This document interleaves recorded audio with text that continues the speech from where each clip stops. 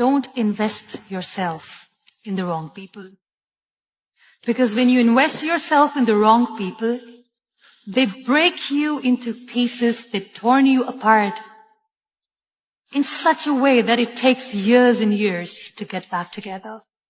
What if I told you that the real reason men aren't approaching women anymore has nothing to do with rejection fear or social media, but something far deeper that's reshaping how an entire generation views romantic connection? Today, we're diving into the psychology behind why millions of men have essentially opted out of the dating game, and the desperate excuses society keeps making to avoid confronting the uncomfortable truth. Before we go any further, let me be crystal clear about something. You have to like this video, comment, and subscribe to this channel. Have you done that? Great. Now see, this isn't about picking sides or playing the blame game. This is about understanding a massive cultural shift that's happening right under our noses, and why the explanations we keep hearing don't add up to the reality on the ground. So what's really going on here? Let's start with the most common excuse you'll hear everywhere, from dating podcasts to relationship advice columns. Men are just afraid of rejection. Yes, I'm a nice person, but if you cross the line too many times, things can change very quickly. This narrative suggests that modern men have become soft, that they can't handle hearing no, and that previous generations were somehow more resilient. But here's the problem with this explanation. It completely ignores decades of data showing that men have always faced rejection in dating, yet approach rates didn't plummet until very recently. Think about it logically. If fear of rejection was the primary factor, wouldn't we have seen this decline gradually over time as society became more comfortable discussing emotional vulnerability? Instead, what we see is a dramatic drop-off that coincides with specific cultural and technological changes. The rejection excuse is convenient because it places the responsibility entirely on men's shoulders while avoiding any examination of systemic changes in how dating and relationships function. Another popular explanation is that dating apps have ruined everything. According to this theory, men have become lazy and entitled, expecting instant matches and getting discouraged when reality doesn't match their digital expectations. While there's some truth to how technology has changed dating dynamics, this explanation misses a crucial point. Never blame anyone in your life. Good people give you happiness. Bad people give you experience. Worse people give you a lesson. And best people give you memories. The men who are opting out aren't necessarily the ones who were heavily invested in dating apps to begin with.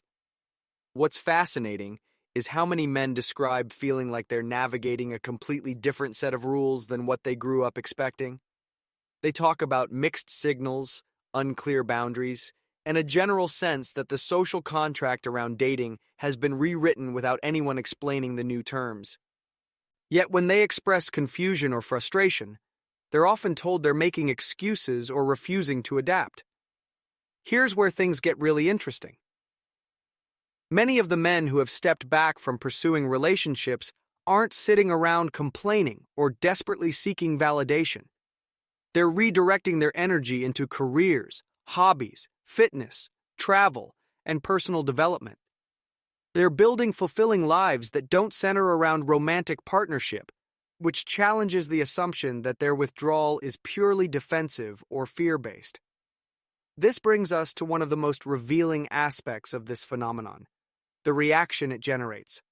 When men express that they're no longer actively pursuing romantic relationships, the response is rarely curiosity or understanding. Instead, it's often immediate judgment, suggestions that they need therapy, or accusations that they're bitter or misogynistic. This reaction itself provides insight into why many men feel their perspectives aren't being heard or validated. We find it hard to disconnect from those relationships, and we find it hard to speak about what we're actually feeling when we're in them. And I think I wanted people to be okay with when it isn't right anymore, when you have to go. And also that base feeling of it's your fault as well, you know? 'Cause Consider the economic angle that rarely gets discussed honestly. Dating and relationships have undeniable financial implications, and many young men are facing economic pressures that previous generations didn't experience to the same degree. Student loans, housing costs, and job market instability create practical barriers to traditional relationship milestones. Yet when men mention these concerns, they're often dismissed as making excuses or having outdated expectations about being providers. The social dynamics have shifted dramatically as well.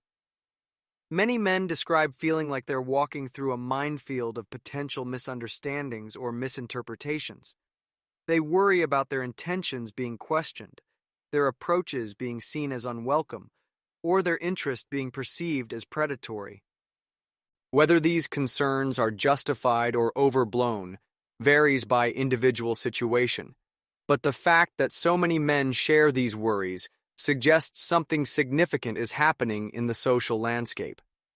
What's particularly striking is how different groups interpret the same phenomenon. Women often see men's withdrawal as evidence of immaturity or an inability to handle equality in relationships.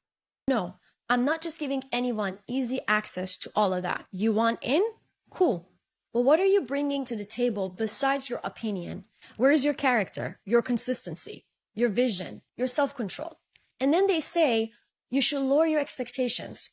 I mean, I could, but why would I want to? Men often describe it as a rational response to feeling unwanted or undervalued. Both perspectives might contain elements of truth, but the lack of genuine dialogue between these viewpoints perpetuates misunderstanding on both sides. The mental health angle deserves attention too.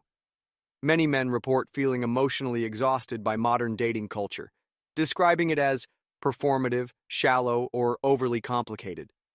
They talk about feeling like they need to constantly prove their worth while receiving little indication that their efforts are appreciated or reciprocated. This isn't necessarily about entitlement, but rather about emotional sustainability and self-preservation.